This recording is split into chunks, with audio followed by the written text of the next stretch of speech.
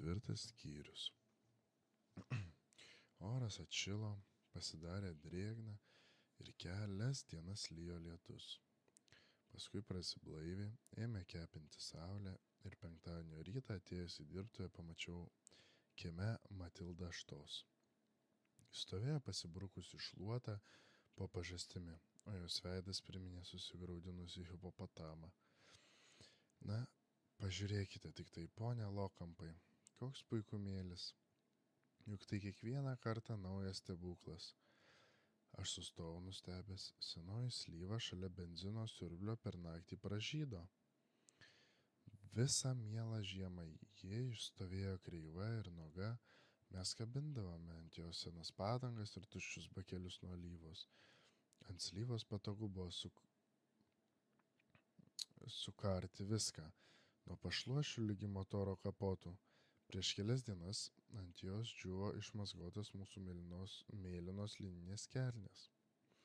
Dar vakar negalėjai nieko pastebėti, o štai staiga per naktį slyva stebuklingai pasikeitė, pavirto mirgančių rausvai baltų debesių, skaičių žiedų debesių, tartum į mūsų purviną kiemą būtų užklydęs pulkas peteliškių.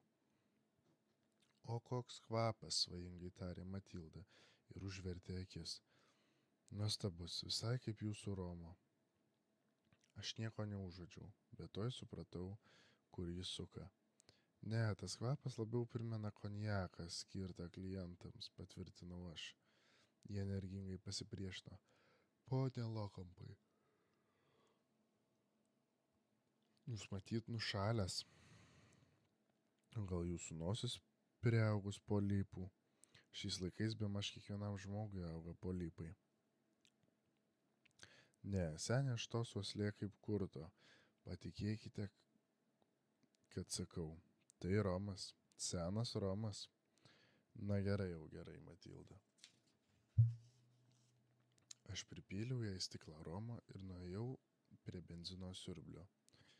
Jupas jau sėdėjo ten. Priešais jį stovėjo surūdyjusi konservų dėžutė, primerkta nupjautų žydinčių šakučių. Kas čia dabar, paklausiau nustebęs? Čia damoms, pareiškė Jupas. Kai jos ima benziną, gauna šakutę dovanai. Po to jau 90 litrų daugiau pardaviau. Tas medis tikras auksas, ponia Lokampai. Jei mes jo neturėtume, tai reikėtų pasidaryti. Tu apsukrus berniukas. Jis išsišiepė. Saulė peršvietė jo ausis, tad jos atrodė kaip bažnyčios vitražai rubinų spalvos. Mane jau 2 kart fotografavo, pranešė Jupas, medžio fone. Žiūrėk, tu dar išeisi į kino žvaigždės, tariau aš ir nuėjau prie duobės, kur kaip tik iš po Fordo lindo Lencas. Robi, tarė jis, man atėjo į galvą vienas dalykas. Mums reikėtų vis dėlto pasirūpinti mergina, kur buvo su Bindingu. Aš įbedžiau į akis. Ką turite galvoje? Lygiai tą, ką sakau.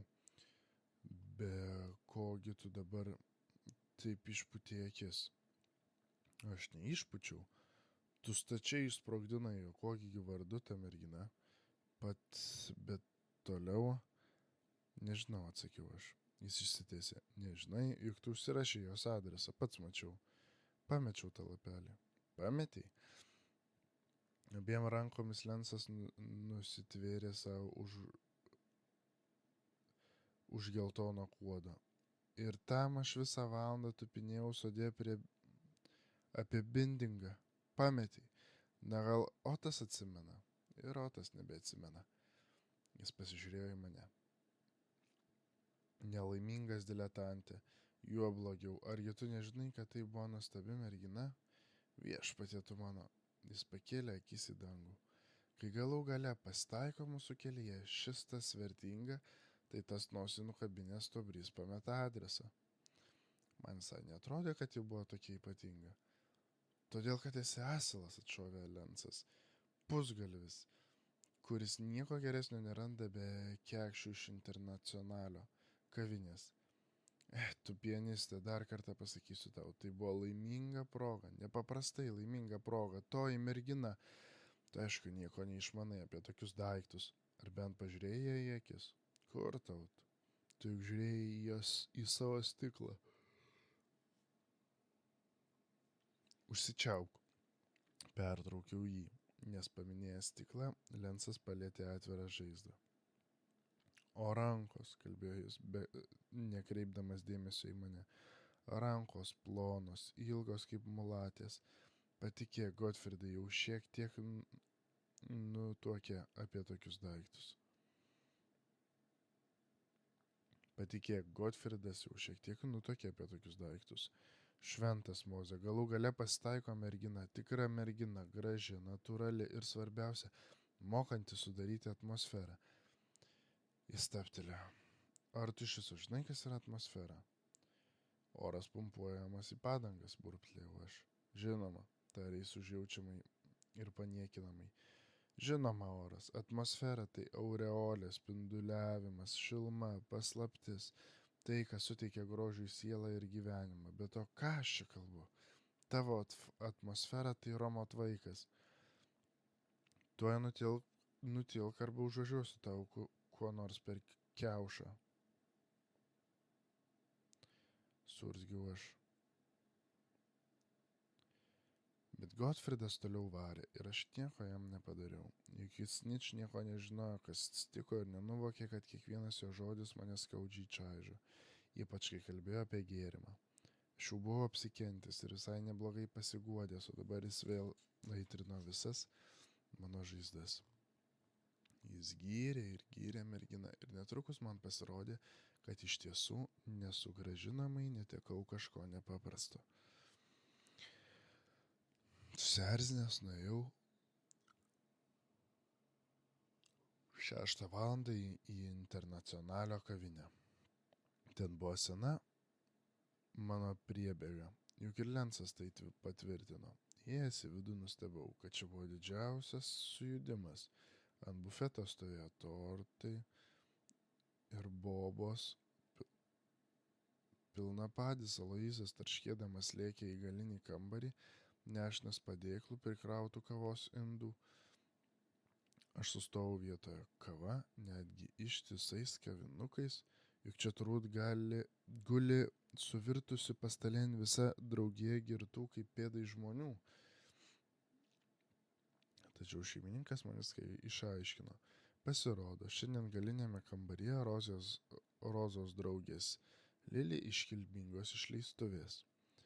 Pliaukštelėjau savo per kaktą. Aišku, juk ir aš buvau kviestas. Vienintelis vyras, kaip Roza reikšmingai man sakė, nes pederastas Kiki, kuris irgi dalyvavo iškilmėse, nelaikomas vyru.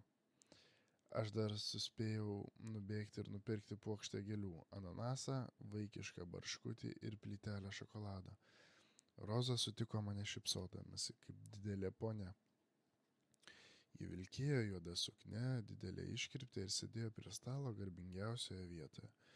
Jos auksiniai dantys žėrėjo. Pasteiravau, kaip laikosi jos mažytė, ir įteikiau celiuloidinį barškutį ir šokoladą. Roza spindėjo. Su ananasu ir gėlėmis pasisukau į Lilį. Nuoširdžiausiai linkiu laimės. Jis buvo ir liko tikras kavalierius, tarė Roza. Dabar eik šiandien, Robi, sėskis tarp mūdviejų. Lili buvo geriausia Rozos draugė. Ji padarė puikią karjerą. Pasiekė tai, apie ką tik gali svajoti kiekviena mažutė kekšė. Lilė buvo viešbučio dama. Viešbučio dama neina į gatvę. Ji gyvena viešbutyje ir ten užmezga pažintis. Retai, kuriai prostitutei pavyksta taip iškilti. Joms neužtenka nei drabužių, nei pinigų, kad galėtų kurį laiką gyventi laukdamos klientų. Tiesa, Lilė gyvendavo tik provincijos viešbučiuose, bet vis dėlto ji per keletą metų susidėjo netoli 4000 markių.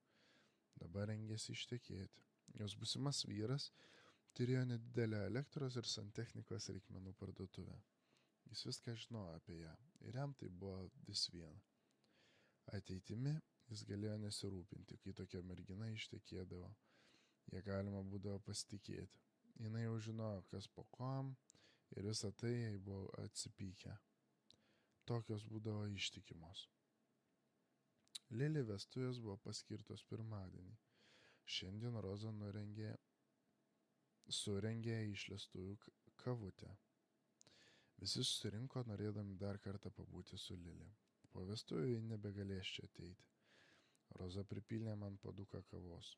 Aloyzas atrisnojo su didžiulė boba, prismaigstyta razinų, migdolų ir žalių cukatų. Roza įdėjo man į lėkštę didžiulį to pyrago gabalą. Aš žinau, ką reikia daryti. Žinovo mina paragau kąsniuką ir apsimečiau baisiausiai nustebęs. 100 perkūnų. Čia tai jau nepirktinis pyragas. Pati kepiau, tarė Roza, švytėdama laimę. Ji buvo nepaprasta virėja ir jai patikdavo, kad žmonės taip ir pažįsta. Ypač puikus būdavo jos guliašai ir bobos. Neveltui jų buvo čekė. Aš apsidariau. Štai, jos sėdė aplink stalą. Tos viešpaties vynuogyno darbininkės, neklystančios žmonių žinovės, meilės kareiviai. Valė, gražuolė, kuriai andai per naktinį pasivažinėjimą automobiliu kažkas pavogė šiaurės lapę. Lina su medinė koja, kuri vis dar susiranda meilužių. Frei bjaurybė įsimylėjusi pilnapadį Aloyzą, nors užsienyje galėtų turėti savo butą ir bičiulį, kuris ją išlaikytų. Raudonskruostė Margo, kuri visada vaikščioja apsirengusi kambarinę ir pasigauna elegantiškų klientų. Marion, jauniausia, švytinti ir nieko negalvojanti. Kiki, kuri negali būti laikomas vyru, nes nešioja moteriškus drabužius ir dažosi. Mimi, vargšelė, kuriai vis sunkiau klausyti sulaukus 45 metų ir išsiplėtus kojų venoms. Keletas bardamų, kurių aš nepažinau, ir pagaliau dar vienas garbės svečias, mažutė, pilka ir raukšlėta kaip žieminis obuolys, Motušė, visų nakties klajūnių patikėtinė paguoda ir paspirtis. Motušė, kuri pardavinėja karštas dešreles prie Nikolaištrasės kampo. Atstoja kilnojamą į bufetą bei mainų kontorą naktį. Ir be savo Frankfurto dešrelių slapta dar prekiauja cigaretėmis bei prezervatyvais, o prireikus paskolina ir pinigų. Aš žinau, kaip dera elgtis. Ne žodžio šiandien apie reikalus, nemenkiausios, nedelikačios užuominos. Reikia užmiršti nuostabią Rozos ištvermę, dėl kurios ji buvo praminta geležinė kumelė. Užmiršti, kaip Frici kalbėjosi apie meilę su galvijų pirkliu Štefanu Grigolaičiu. Užmiršti, kaip Kiki auštant šoko apie sūrių riestainių krepšį. Kalbos prie šito stalo galėjo padaryti garbę kiekvienai kumučių draugijai. Jau viską pasirengė į Lilį, paklausiau aš. Ji linktelėjo. Kraitis jau seniai sutaisytas. Puikus kraitis, tarė Roza. Nieko netrūksta, nė vieno megzto užtiesaliuko. O kamgi reikalingi tie užtiesaliukai, paklausiau. Na ką tu dabar, Robi? Roza pažvelgė į mane ir taip priekaištingai, kaip mat atsiminiau. Roza pažvelgė į mane taip priekaištingai, kad aš kaip mat atsiminiau. Iš tikrųjų, rankomis megzti užtiesalai, skirti baldams uždangstyti, buvo miesčioniško jaukumo simbolis, šventas santuokos prarasto rojaus simbolis. Juk nė viena iš jų nebuvo prostitutė pagal savo temperamentą. Jos nuėjo tuo keliu tik tada, kai sugriuvo jų miesčioniška buitis. Jų slapta svajonė buvo vedybų lova, o ne nuodėmė. Tačiau to jos niekad niekam nepripažintų. Aš atsisėdau prie rojalio. Roza jau seniai to laukė. Ji mėgo muziką, kaip ir visos šitos merginos. Atsisveikinant dar kartą paskambinau visus mėgstamiausius jos ir Lilių šlagerius.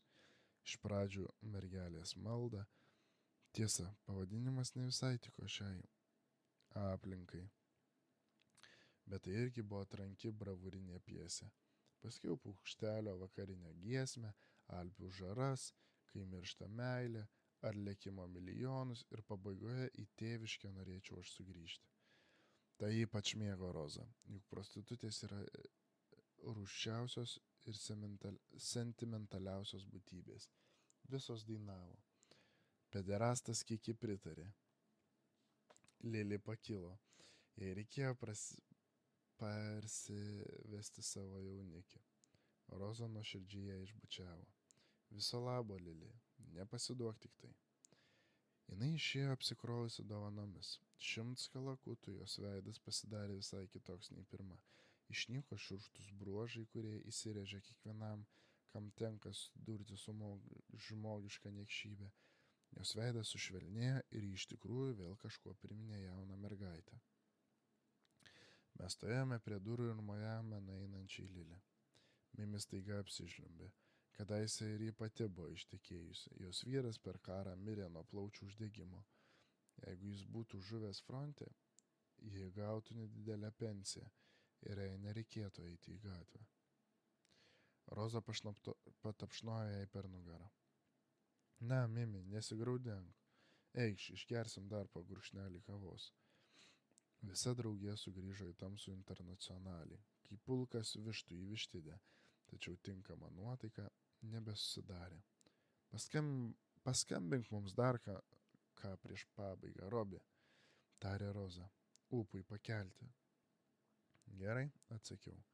Uždroškim senųjų draugų maršą.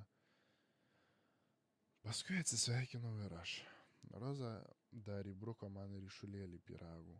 Padovanau jį motušės sūnui, kuris jau statė nakčiai jos katilą su dešrelėmis. Galvojau, ką čia dabar daryti. Į barą nieko gyvų nesinorėjo eiti, į kiną taip pat. O gal nueiti į dirbtuvę, nesiryždama aš pažvelgiau į laikrodį. 8. Kesteris dabar bus jau sugrįžęs. Jeigu jis ten. Lensas negalės valandų kalbėti. Jei jis ten,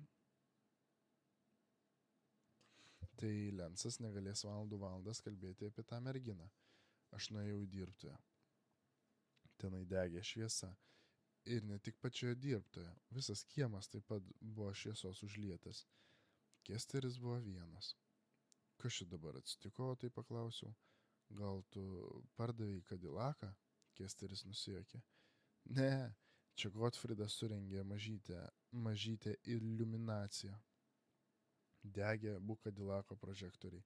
Mašina buvo taip pastatyta, kad šviesos pėdai pro langą krito tiesiai ant slyvos, nulipusios baltais žiedais. Jos baltumas atrodė stačiai nuostabus, o tamsa iš abiejų pusių rodė šniokštė kaip juoda jūra. Puiku, tariau aš. O kurgi jis pats? Nuėjo atnešti ko nors valgyti. Šauni idėja, tariau. Jaučiuosi kažkoks vėjavaikiškas, bet gal dėl to, kad esu alkanas. Kesteris linktelėjo. Pavalgyti niekad ne pro šalį.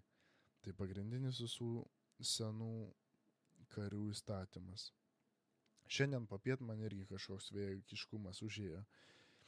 Įregistravau Karlą lenktynėms. Ką? Paklausiau aš. Nejaugi 6 dienai.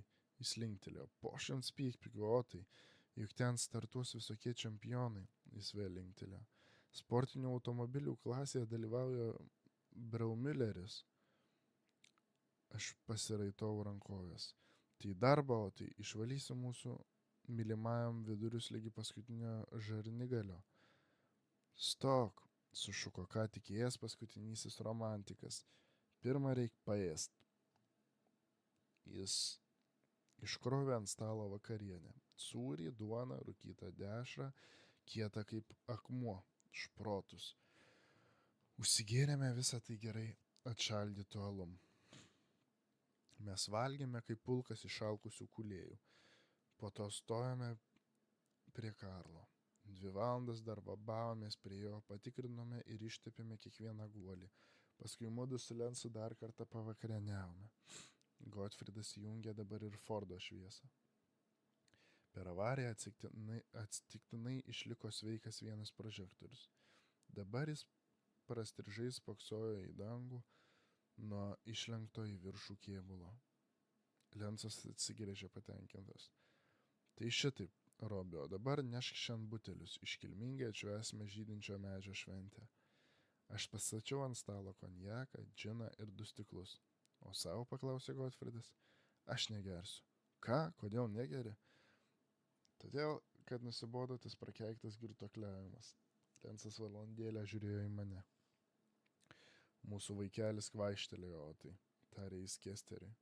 Duok jam ramybę, jis nenori, atsakė Kesteris. Lensas prisipylė stiklą. Jau kuris laikas, kai berniukas šiek tiek nusprūdęs nuo koto. Tai dar ne visų blogiausia, pareiškiau aš. Viršun fabriko stogo priešais iškilo didelis raudonas mėnulis. Valandėlę pasėdėjome tylėdami. Sakyk, Gotfridai, pradėjau aš pagaliau. Tu juk nusimanai apie meilę, tiesa? Nusimanau? Aš esu tikras maestro meilės klausimais, kukliai atsakė Lensas. Gerai, tai aš norėčiau sužinoti, ar visada įsimylėję žmonės elgėsi kaip mulkiai. Kaip tai kaip mulkiai? Netarsi būtų įkaušę, plepa niekus, mala ir stengiasi apdumti akis. Lensas nusikvatojo. Vaikuti mielas. Juk visa tai yra akių dumimas. Įstabus akių dumimas, mamytės gamtos sugalvotas. Pažvelk tik tai į slyvą. Jinai irgi dumia akis, apsimeta gražesnė negu bus po to. Juk būtų bjauru, jeigu meilė turėtų ką bendra su tiesa. Ačiū Dievui, vis dėlto dar ne viską gali pasisavinti prakeiktieji moralistai. Aš atsitiesiau. Tai tu manai, kad iš viso negali būti meilės be trupučio akių dumimo? Iš viso negali būti, mažyti. Tačiau tuo atveju žmogus gali pasirodyti pasiutiškai juokingas. Lensas parodė dantis. Vieną dalyką įsidėmėk, vaikuti. Niekad nepasirodys juokingas moteriai tas, kuris ką nors daro jos dėliai. Net ir išdarinėdamas kvailiausias komedijas. Daryk, ką tik nori. Vaikščio galvą, malk paskutinius niekus, girkis kaip povas, dainuok po jos langu, tik vieno nedaryk. Nebūk dalykiškas. Nebūk protingas. Aš pagyvėjau. Ir kaip tau atrodo, o tai? Kesteris nusijuokė. Turbūt taip ir yra. Jis atsistojo ir pakėlė Karlo motoro kapotą. Aš atsinešiau butelį romo, stiklą ir pastačiau ant stalo. Otas užvedė mašiną. Motoras alsavo giliai ir santūriai. Lensas užsikorė ant palangės, susikėlė kojas ir žiūrėjo į kiemą. Aš atsisėdau šalia. Ar tau teko kada nors pasigerti, kai su tavim buvo moteris? Daug kartų, atsakė jis nepajudėjęs. Ir? Lensas pašnairavo į mane. Nori pasakyti, jeigu tada pridarai kokių kvailyšių? Niekad neatsiprašinėk, vaikuti, nekalbėk. Nusiūs gėlių, be laiško, tik gėlių. Gėlės pridengia viską, net kapus. Aš pasižiūrėjau į jį. Jis nepajudėjo. Jo akise tviskėjo atspindžiai baltos šviesos sklindančios iš kiemo. Motoras vis dar burzgė, tyliai dundėdamas, tarsi po mumis būtų drebėjusi žemė. Tiesą sakant, dabar galėčiau ramiai išgerti, tariau aš ir atkimšau butelį. Kesteris sustabdė motorą, paskui atsigręžė į Lensą. Mėnulis jau pakankamai šviesus, kad galėtum rasti stiklą, Gotfridai. Išjunk iliuminaciją, ypač Fordą. Tas bjaurybė savo prastrižų prožektorium man primena karą. Menkijo, kai būdavo skristi naktį, kai tokie padarai imdavo grabaliotis apie lėktuvą. Lensas linktelėjo. O man tai primena pagaliau vis tiek. Jis atsistojo ir išjungė prožektorius.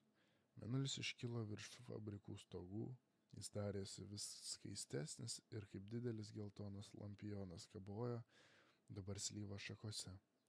Šakos tyliai siūravo nuo silpno vėjelio. Keista, tarė Lensas po valandėlės. Kodėl visokiems žmonėms paminklai statomi, o kodėl nepastačius paminklo mėnuliui arba žydinčiui medžiui? Namo parėjau anksti. Atsirakinęs koridoriaus duris išgirdau muziką. Grojo Ernos Bėnik, sekretorės patefonas. Dainavo tylus, tyras motels balsas. Paskui sutvisko duslus smuikai ir bandžos pičikato. Ir vėl balsas, jaudinamas, švelnus, tartum būtum sklidinas laimės. Aš klausiau, norėdamas suprasti žodžius. Tyli moters daina keistai graudino čia. Tamsiame koridoriuje tarp ponios Bender siuviamosios mašinos ir Hasių šeimos lagaminų. Pasižiūrėjau į Šerno galvos iškamšą viršun virtuvės. Girdėjau, kaip tarška indais tarnaitė. Kaip gyvent galėjau be tavęs aš, dainavo balsas čia pat už durų. Aš gūžtelėjau pečiais ir nuėjau į savo kambarį. Šalimais girdėjosi, kaip riejasi susierzinę mano kaimynai. Po kelių minučių kažkas pasibeldė į duris ir įėjo Hasė. Ar netrukdau? Paklausė jis pavargęs. Nekiek tariau aš, gal norit išgert? Geriau negerkim, aš tik pasėdėsiu truputį. Jis beprasmiškai spoksojo įbedęs akis į sieną. Jums bepigu, tarė. Jūs vienas? Niekai, atsakiau aš. Kai visą laiką kiurksai vienas, irgi nieko gero. Patikėkit manim. Hasė sėdėjo susitraukęs fotelyje. Prieblandoje, kurią metė į vidų žibinto atspindys iš gatvės. Jo akis atrodė kaip stiklinės. Siauri pečiai buvo nukarę. Aš visai kitaip įsivaizdavau gyvenimą, tarė jis po valandėlės. Visi mes kitaip įsivaizdavome, atsakiau. Po pusvalandžio jis išėjo į savo kambarį, susitaikyti su žmona. Daviau jam keletą laikraščių ir pusbutelį kiuraso likerio, kuris jau labai seniai riogsojo mano spintoje. Šleikščiai saldus bizalas, bet jam ir toks geras. Juk vis tiek nieko neišmanė apie tokius daiktus. Jis išėjo tyliai, gali sakyti be garso, šešėlyje, tarsi būtų užgesęs. Uždariau jam iš paskos duris. Iš koridoriaus lyg marga šilko skara įplastėjo skiautelė muzikos. Smuikai, duslios bandžos. Kaip gyvent galėjau be tavęs aš? Atsisėdau prie lango. Kapinės skendo mėlynoje mėnesienoje.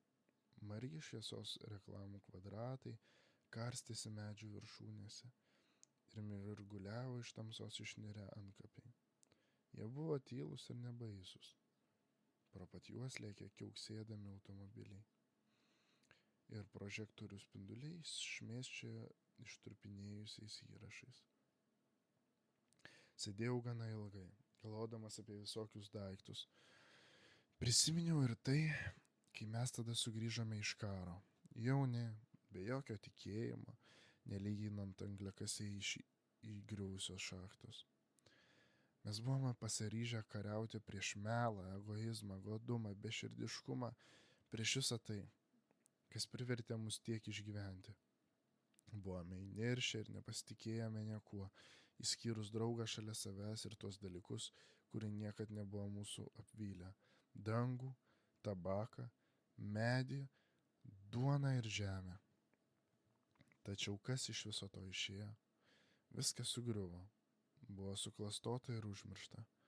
O tam, kas neįstengė užmiršti, liko tik bejėgiškumas, neviltis, abejingumas ir degtinė. Didžių žmogiškų ir vyriškų svajų laikai praėjo. Triumfavo vertelgos, korupcija, skurdas. Jums bepigu, jūs vienas, pasakė Hasė. Taip, viskas labai puiku. Kas yra vienas, to niekas negali palikti. Tačiau prorečiais vakarais sugriuvo tas dirbtinis pastatas. Gyvenimas pavirstas raune, raudančia melodija. Gudaus ilgesio, geismų, melancholijos ir vilties sūkurio. Ir žmogus trokšti tik vieno - ištrūkti iš beprasmiškos klaikumos, kad nebegirdėtum tos amžinai ir beprasmiškai liurlinančios rylos. Ištrūkti vis tiek kur. Tas pasigailėjimo vertas poreikis justi trupučiuką šilumos. Ar negalėtų jos duoti dvi rankos ir palinkęs į tave veidas? O gal tai irgi savęs apgaudinėjimas, išsižadėjimas ir bėgimas? Ar esti dar ko be vienatvės? Aš uždariau langą. Ne, nieko daugiau nesti. Visam kitam pernelyg maža dirva po kojomis. Tačiau kitą rytą pakilau labai anksti ir prieš eidamas į dirbtuvę pasižadinau nedidelės gėlių parduotuvės savininką. Išsirinkau didžiulę puokštę rožių ir paprašiau ją toj nusiųsti. Jaučiuosi truputį keistai, iš lėto rašydamas lapelyje adresą. Patricija,